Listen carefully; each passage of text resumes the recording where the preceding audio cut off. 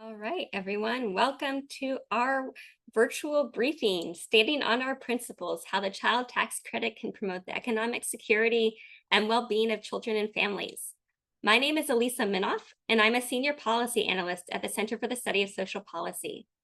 We are thrilled to be co-hosting this briefing with the Children's Defense Fund, First Focus on Children, and the Automatic Benefit for Children Coalition, or ABC Coalition. And I'd like to start by thanking the host organizations and our co-sponsors for their support, planning, and organizing this briefing. In particular, I'd like to thank the Center for Law and Social Policy, Children's Health Watch, the Coalition on Human Needs, Economic Security Project Action, Global Women's Strike and Women of Color Global Women's Strike, Race and Child Poverty California, the Network Advocates for Catholic Social Justice, Parents Together Action, and Results. We are here today, and we have such a terrific group of organizations co-sponsoring this event because we all know that families with children are struggling to pay their bills amidst rising prices. And as a country, we have an important choice to make next year. In 2025, as key provisions of the Tax Cuts and Jobs Act passed by the Trump administration in 2017 expire. The choice is whether we want to continue down the path paved by the Trump tax law, where the very wealthiest and corporations get enormous tax cuts and families are left treading water, or whether we want to take a different path and ensure that the wealthy and profitable corporations pay their fair share so that we can invest in families through the child tax credit, a proven strategy to promote security and well-being for children and families. Now, when we talk about the CTC, proven at this point feels like an understatement. 5 years ago, a consensus study by the National Academy of Sciences documented how expanding the CTC to create a version of a child allowance or a regular guaranteed income for families with children is one of the most effective ways of reducing child poverty. Just in 2021, we saw this in action when the child tax credit was temporarily expanded, and families began receiving monthly payments of $250 or $300 a month, depending on the age of their child, which helped families cover everyday expenses like rent, utilities, groceries, and school supplies, and led to the largest single drop in child poverty since the census began tracking this data. Today, we are going to be discussing how the CTC can effectively support families moving forward and hearing directly from parents across the country about the features of a CTC expansion that would be most helpful for their families and communities.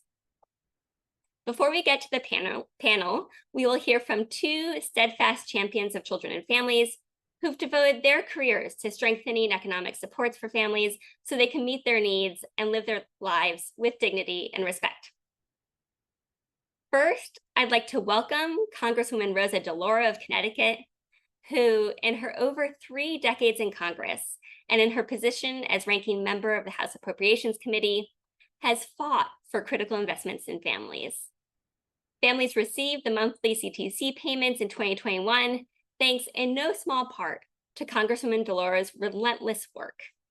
The temporary expansion was modeled on legislation that she drafted, and her American Family Act, which she reintroduced last year, would permanently expand the CTC along the same lines. Congresswoman DeLauro, welcome, and we're looking forward to your thoughts as we look towards 2025 and the next real opportunity to significantly expand the CTC. Thank you so much for joining us. Well, thank you. I am delighted to join with you today. It's very exciting, and any opportunity for me to talk about the child tax credit, I want to do, because my goal, as well as your goal, is to make this permanent, and that's the direction we should go in. We did pass it under the American Rescue Plan, and I think as you have, been talking about, it remains the most significant child benefit policy of our times. I repeat it, the most significant child benefit policy of our time. So I am grateful to see advocates like yourself discussing the issue, recognize all of the parent panelists who are continuing the discussion, Ebony Brown, Callie Doherty, Lupe Mendoza, Stephen Palmer, helping me represent Connecticut today, Reagan Selden, Huang Vu, and Joseph Youssef. Um, this is so near and dear to my heart. And the expanded child tax credit delivered the greatest middle class tax cut in a generation. And I believe that that's something that we really need to highlight over and over and over again. It created the antidote to child poverty in this country. And I don't have to tell this group, we have been searching for an answer to child poverty for decades in this country. And we hadn't been able to find one, but we have the child tax credit, which is that antidote to child poverty. It gave real money back to millions of working families. It cut child hunger by a fourth, and it brought child poverty to its lowest recorded levels in history. And it returned $8 for every dollar spent. How? Because the child tax credit helps children to learn more, to earn more, to grow up healthier. It improves educational attainment, lowers healthcare costs, reduces encounters with the justice system, and it lifts lifetime earning potential. These are all the policies that we tried to address scattershot, if you will, in the past. So now I believe we should continue what we started and go big and make sure that we're looking at the improved and expanded child tax credit as we move forward. Nothing less should we settle for. Nothing less. The bill that I introduced, the American Family Act, would create, in my view, the strongest version of the tax credit ever. It indexes the value of the credit to inflation. It establishes a baby bonus to ensure that children receive the value of the child tax credit in their first year of life. And indexing the child tax credit, which we were not able to do in the rescue plan. I think it's an essential part of the plan. It makes sure that the value of the credit is not diminished over time. We have seen too many of our social programs lose their relevance because they don't keep up with what a natural slow amounts of inflation over time. And we need to have big battles in the Congress about whether to increase the value of the programs before doing it all over again years down the road here. Indexing the credit removes the need for those legislative fights. It creates stability and predictability for America's families. The bill would be one of the largest investments in American families and children ever. It would fundamentally change the game, level the playing field for millions of Americans, massively reduces poverty, and provides an economic springboard for the middle and for the working class as well. Um, uh, how many federal programs do you know that have worked as well as a child tax credit? It works. It worked better than just about any other government program in history. And we need to start this year, 2024, advocating loudly and clearly for the American Family Act. We need to lay the groundwork for what is a huge fight over taxes in 2025. The 2017 Trump tax cuts will expire. Congress will have to make very big decisions about our tax system going forward. You've got the corporate lobbyists already coming out of the woodwork to try to make their tax breaks permanent. At the same time, the child tax credit will revert to only $1,000 with partial refundability. If this is used as a precedent to extend the Trump tax cuts, then the CTC will be locked into a downward trajectory. So the expanded child tax credit lifted millions of kids out of poverty, that provided economic security to middle class families, will become a footnote of history. We cannot get distracted. We need to be firm. We need to ask for everything in the American Family Act, and then we have to fight. If we shrink our goals or we start lowballing ourselves, we will get nothing. We cannot afford to negotiate against ourselves in the negotiations that are coming up for next year. Keep that in mind. We should not be negotiating against ourselves. Why should we change what we have with a federal program, unlike so many which don't meet its goals, met every single goal and did it in a very short period of time? We should hold on to the goals of this program, of the particulars of the program, and not settle for anything less. Let's not go into a negotiation talking about what is it that we are going to settle for. That's not the way you negotiate. And I say that because we're going to need the voices of the panel with parents who have been so engaged in this effort to speak loudly and clearly about the difference that it has made economically in your lives and in the lives of your children. So again, we cannot get distracted. If we shrink our goals, if we start to lowball ourselves, we will get nothing. And we cannot accept pennies on the dollar. We have to set ourselves up for success and to extend the expanded monthly child tax credit. It worked. I've talked to the folks, by the way, so that you do know, I had lunch last week with the Deputy Secretary of the Treasury, and one of their two main goals in moving forward for 2025 is going to be the child tax credit. So they're going to advocate for it. They're going to talk about how we can deal with the monthly basis of getting the checks out. So we know we can get it done. Treasury is with us. I know I have my colleagues in the House of Representatives with us on this. We have to get to the Senate, and we also have to get to the naysayers who do not want to increase don't want to adopt the expanded and improved child tax credit. And all we need to do is to go back to them and say, I defy you to show me a program that has worked as well as the child tax credit has for lifting kids out of poverty, giving families economic security for their future. Thanks so much for the opportunity to speak to you. I look forward to working together as we go down the line in the future. Thank you. Thank you so much, Congresswoman DeLauro. Thank you for all of your work to develop a permanent child allowance for families that really provides meaningful support. I think your message today is hugely important, that we really need to start the conversation from what families need. And that's what this panel that we're about to hear from is all about. So thank you so much for your constant work and relentless work on behalf of families. Thank you so much. I appreciate you. Yeah, appreciate you.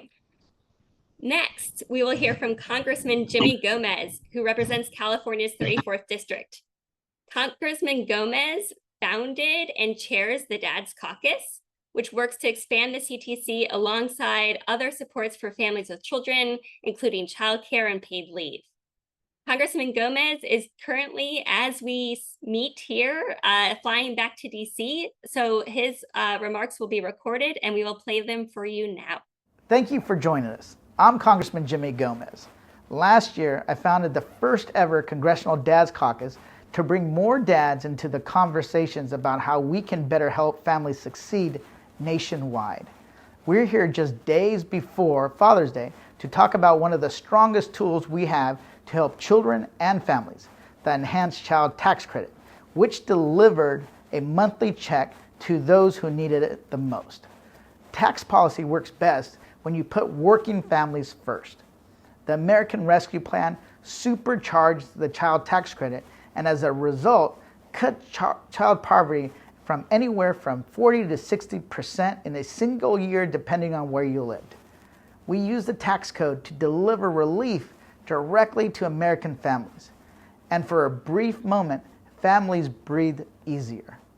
Making the CTC fully refundable, increasing the maximum credit, and paying that credit on a monthly basis, that allowed parents to be better able to afford diapers, formula, rent, and so much more. You can't pay down your child's hunger once at the end of each year. Making payments monthly instead of annually has the power to change people's lives, real people, working people. Unfortunately, Republicans let this lifeline expire at the end of 2021. But families still need the help. They can't wait any longer. The Dad's Caucus is laser focused on reenacting the enhanced child tax credit, which has been proven to be effective and to really be able to change people's lives across the country. I'm grateful to all of you to be in this fight with us. Let us get this fight done once and for all. And I know if we work together, we will. Thanks for those great remarks. And as Representative DeLauro and Gomez just shared, we know the CTC holds such enormous promise because we've seen it work in practice.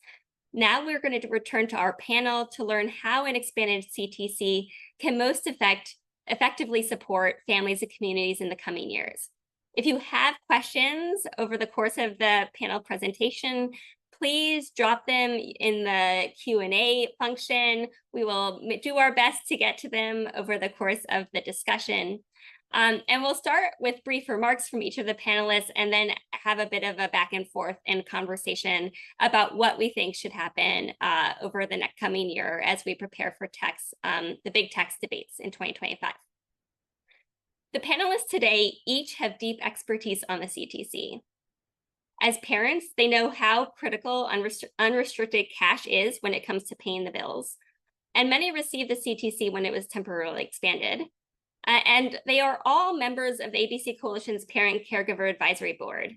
And as members of the advisory board, they spent much of the last 2 years talking to policymakers, talking to tax policy experts and administrators, and talking to families in their own communities to better understand how to design a CTC expansion so that's effective at supporting families and advancing racial and economic justice. Their remarks today build on their work to develop principles for a child allowance or a guaranteed income for families with children. And these principles that they've developed really can and should be the start of the conversation around 2025 and set the terms of the debate as we look toward tax reform. You can see that the principles that they've developed outlined on the ABC Coalition's website. That's abccoalition.org. So now I'd like to welcome Callie Doherty, Reagan Selden, Joseph Youssef, Hung Vu, Stefan Palmer, Lupe Mendoza, and Ebony Brown. Callie, we'd love to start with you. Please get us started here. Absolutely. Hello, everyone. I'm Callie Doherty from Milwaukee, Wisconsin. For over a decade, I've worked in social services in my community, trying to get the most vulnerable to a better place in life. I love my work, but the most important role I have is being the mother to my amazing 12-year-old son, Sebastian. This fall, he's going to be promoted to Big Brother when my daughter is born. Expanding our family fills me with joy, and I can't wait. Though there's always the thoughts in the back of my mind on if I'm going to have enough to provide for my children and if they're going to be able to have the life that they deserve. I make sacrifices like all parents, and it can be challenging to balance working multiple jobs and making sure that I have time to be present for my family. There are programs in place to ensure that families receive essential assistance to meet their needs through specific programs like food stamps, housing assistance, and child care assistance. And these programs are very necessary, but they do not take into account all the needs that come with raising children. Families need access to cash that is unrestricted. This would empower families to make decisions based on their unique circumstances. The specific needs of each family can vary greatly. Some might need money for medications, others might need it for transportation, or even to be able to celebrate special occasions that would be otherwise unaffordable. For my family, receiving the child tax credit relieved so much stress. It meant that we had the ability to pay the bills without having to choose between the water bill and buying groceries. It meant that at the end of the month, I didn't have to put gas on my credit card and incur unnecessary interest. And with our last CTC payment, it meant a weekend getaway for my son and I that he still talks about. An expanded CTC uniquely provides families with the freedom to choose how they allocate their resources. For individuals in poverty, financial autonomy is scarce, and this program can offer not only help, but also independence. The support that I received from my family was invaluable, and I hope that Congress will prioritize the financial independence for all families. Thank you so much, Callie. Next, we have Reagan. Good afternoon. My name is Reagan Selden. I am a wife and proud mother of 6 children, 2 who are currently serving in the U.S. Armed Forces, and I reside in Philadelphia, Pennsylvania. A child allowance should be available to all children with no strings attached. The difference between a handout and a hand up is the way you feel receiving it. As a mother of 6, I know this feeling all too well. Someone once said, you don't need a reason to help people. So why does needing help have to come with so many conditions? As parents, you dream of giving your children everything you never had, or maybe everything you had and more, but at the very least, you desire to give them everything they need. And sometimes that comes with help from others, either your family, your friends, or your local government, and sometimes all 3. But wherever it comes from, the end goal remains the same: to be able to provide for your family. During the pandemic, when households with children like mine received CTC payments without questions or mountains of paperwork, proof of income or employment status, etc., there was an indescribable relief that accompanied these payments. Knowing that you didn't have to jump through hoops to feed your family or provide basic necessities for them during these uncertain times was not only a help, but a blessing. For me, I had an overwhelming sense of we're going to be okay, because I knew these payments were coming, regardless of how much I made or didn't make this month, or where I lived, or even how I lived.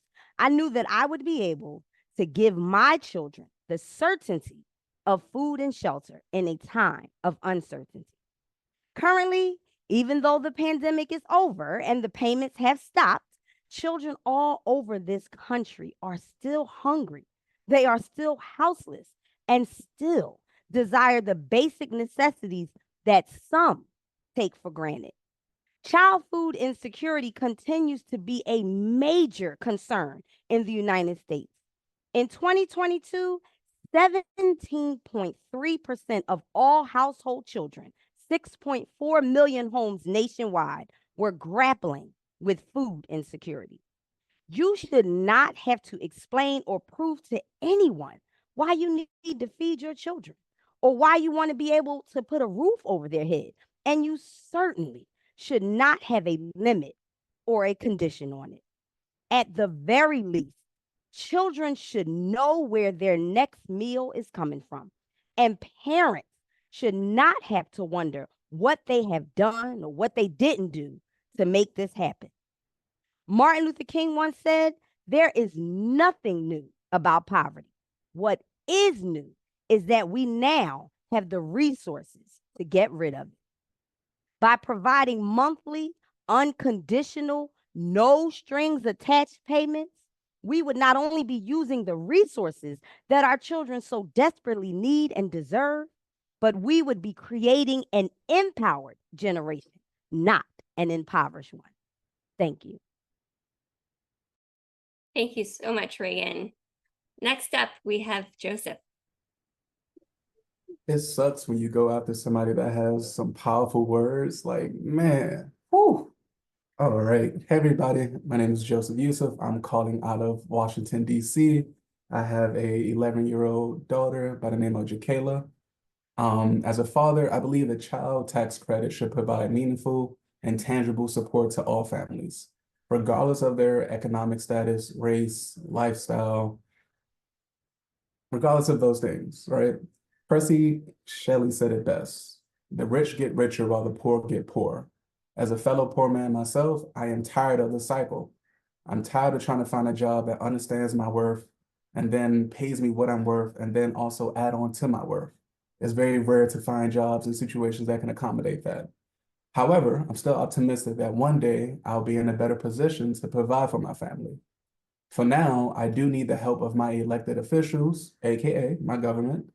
I do not want to have to worry about getting a second job just to spend more time away from my daughter. I don't want to burn myself out before the age of 30, which is next year. I don't want to do those things. I would love to see, I would love to see the child tax credit come back into play, but I would also love to see, instead of a $250 or $500 amount per month, I would love to see the government, dish out $1,000 a month. I believe, when you really pour into the families and their children, you can eradicate the system of poverty. I just believe, when the government really cares about its people and pour into its people, you get happy faces, happy lives, and so forth. That's all I have to say. Thanks so much, Joseph. Hung. Hi everyone, my name is Hương Vũ and I am from Boston, Massachusetts. I'm a mom of 2 children, 11 and 12 years old, and I'm also serving as a family engagement specialist at my organization of Boys and Girls Club of Dorchester. As many of you know, income instability is common among a lot of families and is really extremely felt by immigrants just like myself. During the past 2 years, we have been facing a significant increase in the cost of living. I can give tons of examples like higher food, gasoline, and utility costs mean less money for savings and less for discretionary spending. As a parent, we need to cut back on a lot of things that we all want to do for our children, such as vacations or recreational opportunities. My family is not qualified for the free summer camp, and my children will miss the opportunity to continue their learning or to be a part of fun sport or activities during the summer. And I do know a friend of mine, she had to move out Boston recently since the cost of housing has been increasing. It is so sad to see her children move out of a lovely neighborhood and schools that they have a long time connected with. There are just a very few examples I heard. Many older child caregivers in the Boston community, they share with me through my job as a family engagement specialist. They have also been sharing similar financial challenges, just like myself. A recent Bright America survey found that 3/4 of middle-income Americans said their earnings aren't enough to pay for the cost of living. While seeking and fulfilling the American dream, we hope a federal child allowance program will ease the cost of living and keep up with the inflation. The benefit level should provide an amount that meaningfully helps families with children so that they can meet their need. The benefit amount should reflect the changes of the cost of living and keep up with the inflation. By increasing the amount of child allowance, it can help millions of families pay for immediate needs, reduce the stress that really associated with struggling to have the need meet and create a foundation for families to pursue their dreams. With expanded child tax credit, I would not have to choose between I will have the food to put on the table or have my children taking part in the joyful and important developmental activities. And I also hope while benefit amounts increase, it should not impact the other benefit amounts of other programs like SNAP or housing assistance. With all kind of different financial support resources, we as families, we can achieve our full potential so that our children can grow and thrive. Thank you. Thank you so much, Hung. Next, we'll hear from Mr. Palmer. Hello, everyone. My name is Stefan Palmer. I'm from Hartford, Connecticut. I am a single father of 5. For me today, I believe the child CTT should be allowed for all children. Children don't know income levels, and children really don't understand the limits that are put on their parents. All the child knows is that they're hungry, mom and dad is sad, mom and dad are working extra hours, and they are not there with them. So to put limits and restrictions keeps children of all demographics from being uplifted from poverty, trauma, mental health, and divisions caused by legislation and material standards. By seeing all children as equal, we level the playing field and give all children rights to feel like they're seen, they're heard, and they're valued when they're all on the same level, receiving the same amount and feeling like their parents are being heard. One thing we have to remember is we don't get to see the parents struggle at home, but the children do. We don't get to see mom, grandma, dad cry or go in the room and close the door because they're stressed because they can't put food on the table. These are things the children see day to day. Yes, it is the government's job to put programs in place to uplift families, empower families, and allow parents to help take care of their children. But I feel putting limitations on the allowance only hinders the children. Though the CTC is a blessing, yes, it was a success, I also believe the money should follow the children. As myself, there is a good number of parents and grandparents and aunts and uncles who did not receive the CTC. They went to the non-custodial payment. With the money following the child, meaning who takes the child to the doctor, who takes the child to school, who's getting the state benefits for the child, the money is then allowed to follow the child correctly and bless the homes the child is accurately in. Again, using myself, calling back and forth with the IRS for about 6 months and still not receiving the CTC was very disappointing. Hearing how neighbors were using it, seeing how they were going on vacations, how they were putting their children in the programs. And I could not do that for my child because I did not receive it. Even though I provided a court order, school documents, a letter from his doctor, I still did not receive it. And I'm pretty sure other grandmothers, aunts, uncles, and siblings raising children did not receive it either. So as we look at the success, we also have to look at the errors that took place and try to figure out ways to where we can fix those so actually receive the CT. Thank you for your time.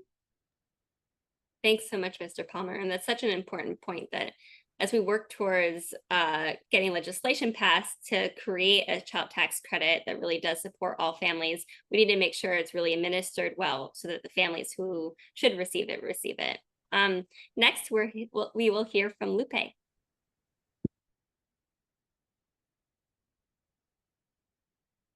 Hello and good morning for those of you that it is morning. Good afternoon for those who it's afternoon. My name is Lupe Mendoza and I am from a town in Walla Walla, Washington. I am a single mom to 5 boys. 3 boys are currently living at home. I work for an ECAP provider in my community. ECAP is the acronym for Early Childhood Education Assistance Program. This is a state-funded program. I am passionate about serving the most vulnerable members of my community, and in my role as a family support specialist, I am tasked with various responsibilities, including managing the enrollment process, which entails a comprehensive and extensive application. This application spans 10 pages long and necessitates the collection of supporting documents, making the entire process approximately 45 minutes long, not to mention the additional time required for families to gather their paperwork. Witnessing the challenges that families face during this painstaking process is disheartening. I firmly believe, I apologize. I firmly believe that providing access to an expanded child tax credit should involve minimal paperwork, particularly to accommodate the unique needs of our underserved communities. Simplifying the access to expanded child tax credit by reducing paperwork and administrative hurdles. I believe that the process should be streamlined with benefits automatically available for those already filing and simplified forms for those who have not yet done so. During the last child tax credit, it was easily streamlined. And for my family, it came in at a time this is towards the end of the pandemic, when we were forced to move. And we did not have the funds to be able to rent a U-Haul truck and do like the last minute after paying first last month's and deposit. So when it came in, it was streamlined, the check came in, and that is how my family was able to use it, which took a huge stress and burden off of my shoulders. And that following month, I did not have to worry about making sure that our bills were not going to be able to be paid. Thank you for your time. Thanks so much, Lupe. And next and last but not least, we will hear from Ebony. Thank you. Hello, my name is Ebony Brown. I am a daughter of the South and reside in Atlanta, Georgia. My partner and I have the privilege of raising 7 children, starting 18 months up to 22 years old. So one of the greatest feelings that we get to experience is when we get to go see our kids in band or testing for their next karate belt. This is a joy that I believe that all families should be able to experience. Unfortunately, it does not occur often and does not occur for everyone because, like my fellow parents, we're having to work multiple jobs. Parents fortunate enough to receive the expanded child tax credit every month could exhale and go down to 2, or stay with me here, maybe 1 job. Wild thought, right? Our principle states a child allowance should complement, not replace other support for families.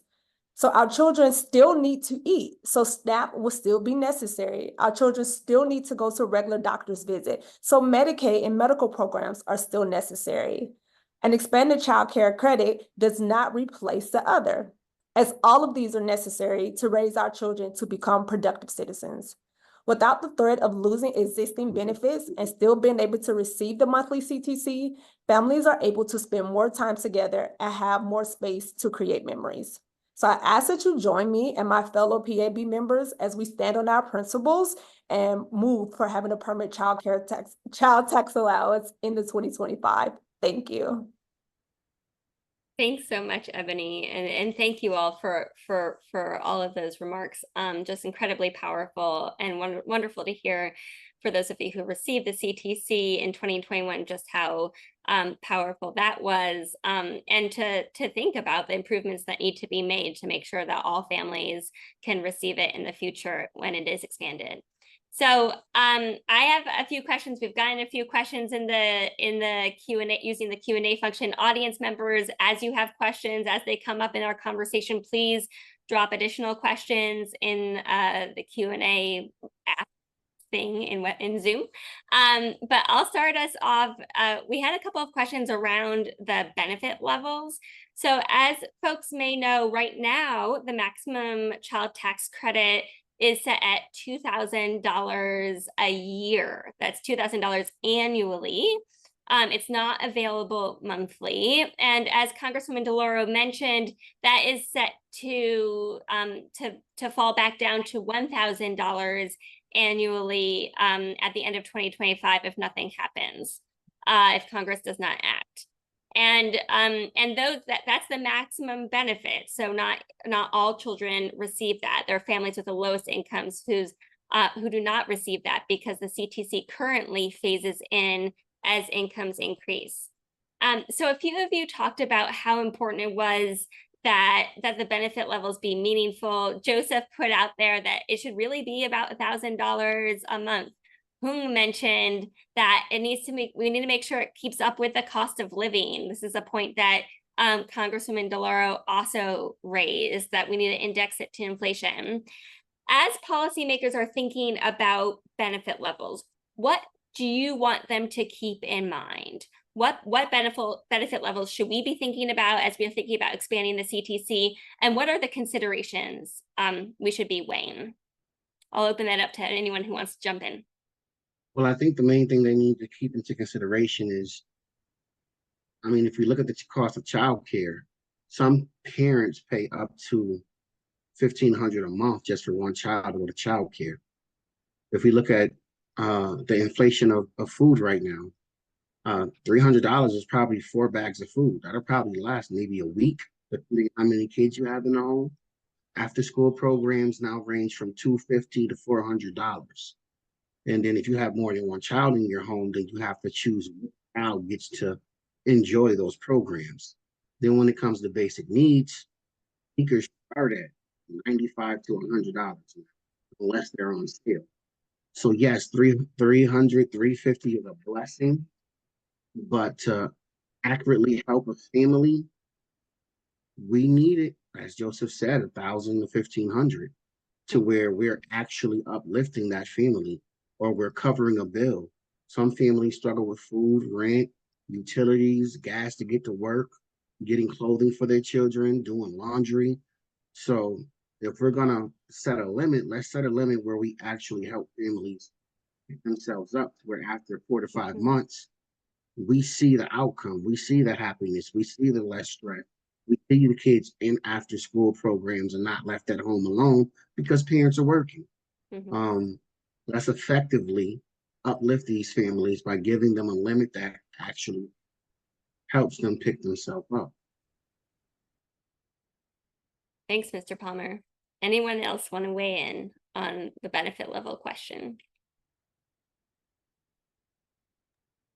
I just I wanted think I'll to, just. sorry, go ahead.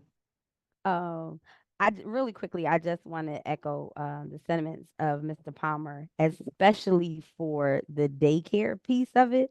I think that the $1,000 yearly, as it'll drop down to, unfortunately, is roughly something like $83 a month. Like, I currently, my daughter, who has my first grandchild, who is college educated, graduated 2 years ago. She's very marketable, very willing to work, but is literally grappling between getting a job, because when she does, she now has to find daycare for her son. And we just visited a daycare on Friday. It's $310 a week. And until she was able to, whatever job she gets, to get on her feet, that would literally now fall back on my husband and I. So that's $310 a week so that she can go to work to make that, so that he can continue to go to daycare, so that she can make that to continue to pay for him to go to daycare. It is a cycle that clearly $83 a month would be an addition, but it wouldn't put a dent into anything that she would have to do outside of daycare, feeding him, getting to and from, So I think we need to think about all of that when we talk about the benefit. And I agree, $1,000, $1,500, it's a drop in the bucket for the things that you think when they begin to add up. It's a start, but it's definitely only a drop in that bucket. Yeah, I mean, that's such an important point when you're thinking about inflation. Actually, the inflation of childcare and other child-related costs has spiked even faster than a lot of other goods that we all buy all the time. So families are really in a bind. Callie, was there anything you wanted to jump in to say? Yeah, I was just gonna echo the point of childcare as well. When my son, who's now 12, was in childcare full time, I took out extra student loans because we had to pay $1,200 a month. That's the only way I could afford it. I couldn't afford to go to work without that. And now with my daughter coming, I took a different job and a pay cut to be able to have more remote days so I can afford to have her. So it's just a really stressful and difficult thing. And keeping that in mind with parents trying to navigate their day-to-day lives, we need to have a CTC that's going to really make a meaningful difference. Thank you for that. So we're getting to other questions about eligibility, and a few of you mentioned how important it is that all children be eligible, that families be eligible with no strings attached. And currently, as we discussed, families with the lowest incomes might not receive any CTC, or they might only receive a partial CTC because the CTC currently phases in as incomes increase. And depending on your family size, you might need to make $20-something thousand or more to receive the maximum benefit of $2,000 a year. In Congress, this is currently like a very live issue, whether all families should receive the CTC, in particular, whether families with the lowest incomes should receive the full CTC. What do you say to policymakers who are concerned that expanding the child tax credit and making it fully available, especially to families with the lowest incomes, might reduce parents' incentives to work? I'm confused. Why would the parents with the lowest income get the lowest amount of the CTC? They're the ones that need it the most. Parents that are working and almost striving, why would they get the max? I think it should be the other way around because the parents with the lowest income need the most help for their children. Um, Allowing all kids to get the CTC breaks barriers and removes a lot of limitations that families struggle with. It allows everybody to walk on the same playing field, and it allows mostly single parents to breathe.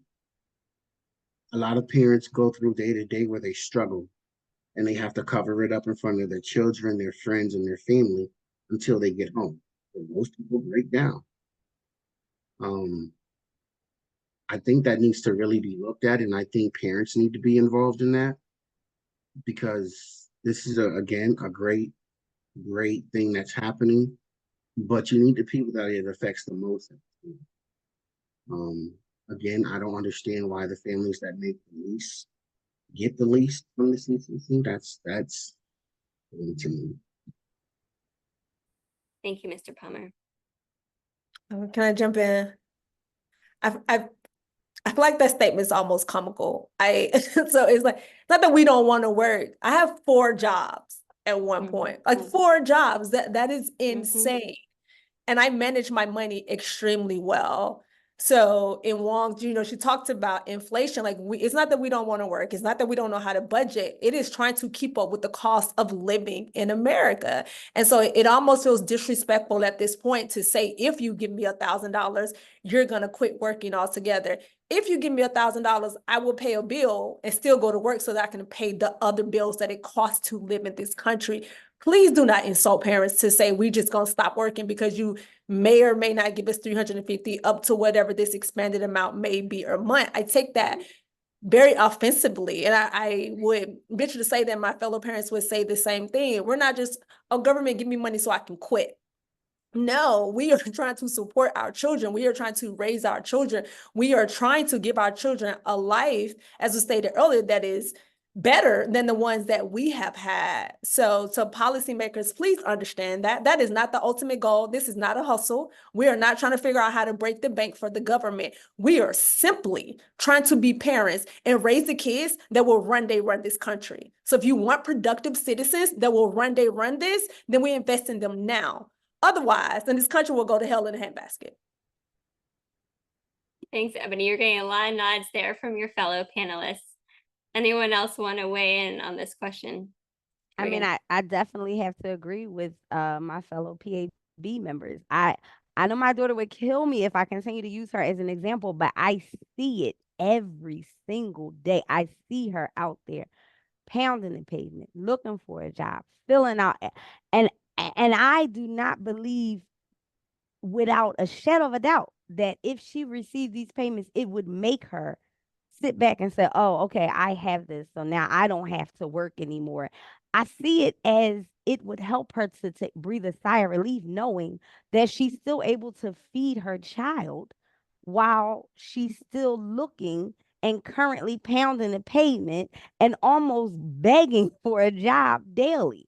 I mean, your parents, myself and my husband, will always be there because that is our role, to be there for our children. But I see her and I see her wondering, like, Mom, I did all of this. I spent countless nights up, not sleeping, trying to graduate from school just not to get a job. And she worries about her son. And even though right now it's formula and it's diapers and it's things, but those needs are going to become greater. And I don't see her looking at any kind of help, whether it is food stamps or WIC. I don't see her as looking at any of this government assistance as something that she can just say, whoo, I get this amount in food stamps and she's worried that she's not going to be able to take care of her child because she doesn't have a job. And she receives assistance, but she still worries that she's not going to be able to get her son. She tells me all the time, what if I can't send him to daycare? Is he going to be delayed because he's not with other kids because I can't afford to send him to daycare? And as a mom, it breaks my heart to hear her struggle. But I think, as Ebony said, it is ludicrous absolutely ludicrous to think that because you're giving this small amount of assistance, that this is just going to make our life complete and that we're going to stop looking for a job and head over to the Dominican Republic or Mexico and sit on some beach and sip a drink and be like, whoo, life is good now. Because absolutely not. And it doesn't sell our intelligence when they make statements like that. Thanks so much, Regan. I mean, so it is just really notable when we're talking about making sure that the families with the lowest incomes receive the full benefit from the CTC. Suddenly, people are really worried about work and incentives to work. That somehow the conversation doesn't come up when we're talking about families with high incomes who also might not be working and might be living off inheritances or other things. I want to, for a moment, just ask about your thoughts on whether the CTC payments should phase out at the high end. That's a question that we've got in the chat. A few of you have talked about this is ideally a sort of universal payment. Should it go to the wealthy just as it should go to families with the lowest incomes?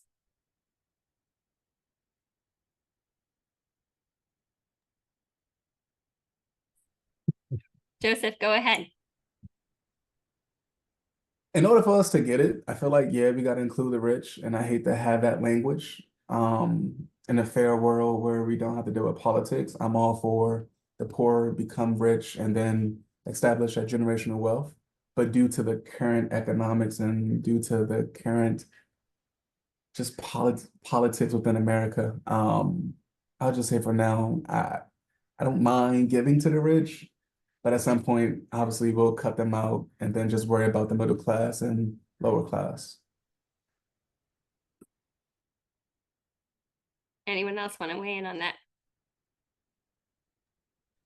I think we want to be inclusive, right? We want to, Mr. Palmer said, like, children don't know how much money you make probably until they get to a certain age, right? Because at some point you're going to realize your parents are rich and, you know, you have better things than your peers.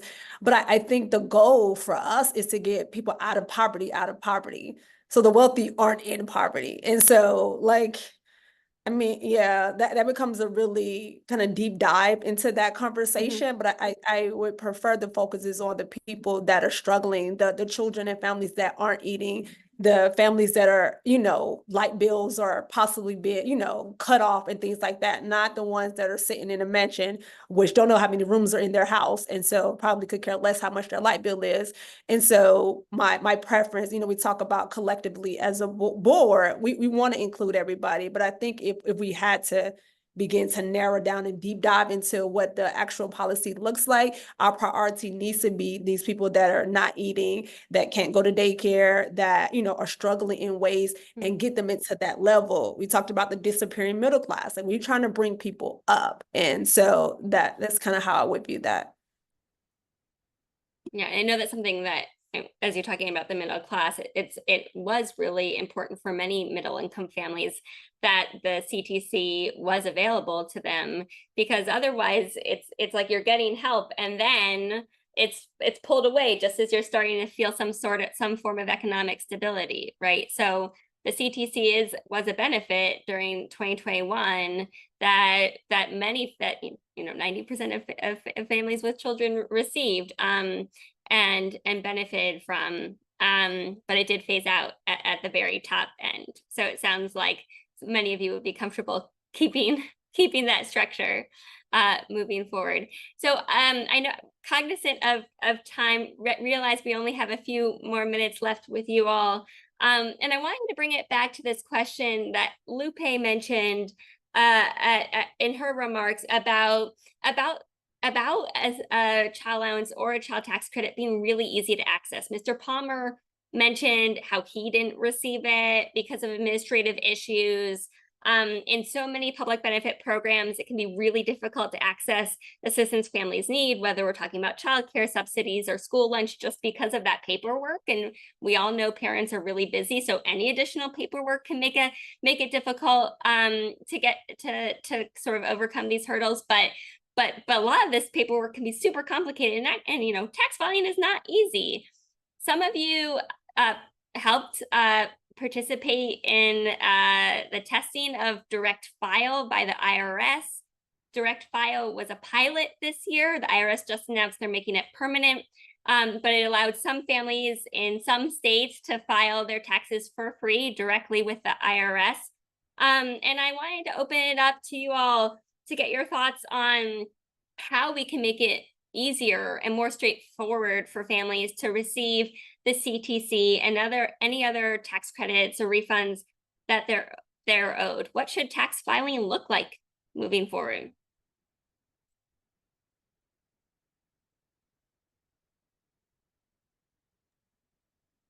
Can I say something about that tool? As like someone who working in the community who have a lot of underserved and new immigrant families, I think that tool should be translated into different languages and have it more accessible, language accessible to families. And second thing, we'll need like an organization who will be a champion, help family to navigate with the system. We all say here like easy, accessible tool, but for a lot of families in the community, it's still like a challenge for them to navigate it. So we'll have to see a lot of like organizations step in the front and become like a navigator to help family to access the tool. That's such an important point. I think many of us are thinking it will be some online tool, which is obviously some people are comfortable with and other people are not. Any other thoughts? To echo off of what Hung said, there needs to be, like she said, a champion. So in my thoughts, it would be a central hub that can access all of the government programs that are out there. And they're able to gather all the information that they need from, A, B, and C versus families having to go everywhere. As a family support specialist and working in my community with the underserved, I see so many families because of our process, lose out on a slot for their children. We only have a certain number of slots. And if, our families that are underserved are not gathering all their paperwork correctly, then those slots go to over income children. And that's great. But again, we go back to the administrative hurdles that they are going through. And I don't have access to just go in there. I mean, the thing I have access to is immunization records. And that is super easy. That's fast. But when it comes to anything else, I can access, the benefits that they're receiving from, food stamps or TANF. And just having a central hub and having a navigator there is, helps families be able to apply. And, essentially that's what I do. But I take a lot of time and effort, out of my other many hats and responsibilities to do that. And I do that because I know that struggle. I've been through there. And trying to eliminate that, I don't know how, but it can be done. And with everybody working together as one team, instead of the government working against the poor, we can accomplish this. Thanks so much, Lupe. It's such an important point. Like, would it be amazing if families could go to one place and get access to their tax credits along with any other benefits that they might be eligible for and receive help applying? I know that a lot of states have spent a lot of time trying to reduce barriers to public benefits, but it can still be very difficult for families to access them and to maintain them once they're receiving them. So we are at time, everyone, but I want to give each of you a moment to say a few, to give you the last word here. As we're looking towards 2025, we know right now there's a bill to expand to execute a small expansion of the child tax credit that is currently stalled in the Senate. Here, we're really talking about the next big opportunity to expand the child tax credit in 2025, as a lot of tax provisions are up for debate with the expiration of the Trump tax law. What do you think policymakers should have top of mind as we look towards 2025?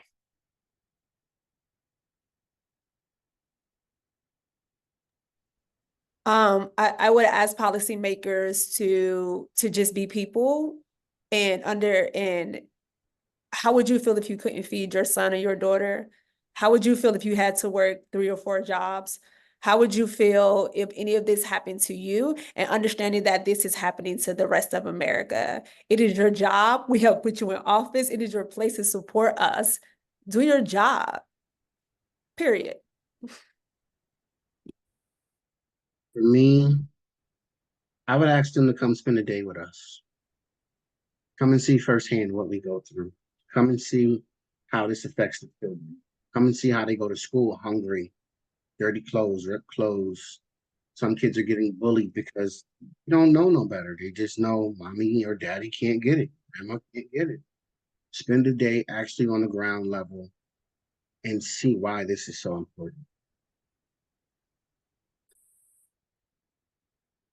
I think for me, I would just leave with policymakers. As a mother of 6 children, I raised, as I said in the beginning, 2 sons, and there were days where I didn't know how they were going to eat. I didn't know how I was going to pay for them to go to summer camp or the basic necessities that they need. But they grew up to be 2 young men who are now actively fighting for the safety and security of this country. So, what I would ask that you repay them by doing your job to see that their children and that their children's children and that their little brothers and sisters and nieces and nephews have an opportunity to grow up and become model citizens and maybe even armed servicemen and women, and that they do not linger by the wayside and have to wonder where their next meal is coming from. It's as simple as that. It is definitely a cliche, but it would not have been one of the most popular songs. Our children are our future. Our children are our future, and we need to start with that. I guess one thing I would add is, growing up, the motto was, the children are important. Listen to the children, listen to the children. When I finally became an adult, I feel like the conversations about children became less. If you care about children, if you care about the next generation, feed into what's now, feed into the system, feed into the kids growing up now. Make sure they got the resources, because if they don't, and they continue to grow up in this effed up world, you're just gonna have more citizens that don't give no F's about anyone else. So to, be clean with my words, give back to those that can or can't benefit you. Look out for the little man. Look out for the little people. Just give back. You're not gonna keep asking nicely. At some point, you're gonna get fed up. We might have to pull up like how Trump did, 2 years ago, but we ain't gonna talk about it. Nevertheless, please, just support us. That's all I'm saying. When I think about as a person who works in the early childhood education field, this is the foundation for our little ones. So meeting the needs of our most vulnerable, we are setting them up for success for the future. So if we build a foundation upon the poverty, upon parents who need the help, now think about in the future, 5, 10 years from now, you reap what you sow. So the society is going to be so much better. Instead of working against families and keeping families in poverty, empower families and set the foundation just as we do, just as I do in my job here, and setting the foundations for our youngest preschoolers, our 3, 4, and 5-year-olds, to go on into the education world. Do the same for families. I would encourage any lawmaker that does not support these provisions and the support for families to have to live on the amount of money that an average family in poverty gets for a month. Let them know really what the struggle is like and how they're going to provide for themselves and their families. And as someone, I've worked in housing and mental health services for a really long time. I don't want to have this job because I want people to have the help that they need. And if they had these things in place, I wouldn't have met them as adults. I guess I will be the one who said the last word. I still remember a quote that it takes a village to raise a child. So policymakers, please let us know how we can partner with you and how we can be at your table really actively and effectively so that we can be teamwork to have our children grow and thrive. Thanks so much, Hung. Thanks so much, Callie, Joseph, Reagan, Mr. Palmer, Lupe, Ebony. Thank you all for sharing your wisdom today. We hope you are all at the table as we continue these discussions over the coming months, so that policymakers can hear your perspective, and fight for the child tax credit as you have been doing. Thank you for your work, and we look forward to working together as we look towards 2025. Thank you for our audience members. Please reach out if you have additional questions. I'm sorry we did not have enough time to get to all of the questions that came up in the Q&A.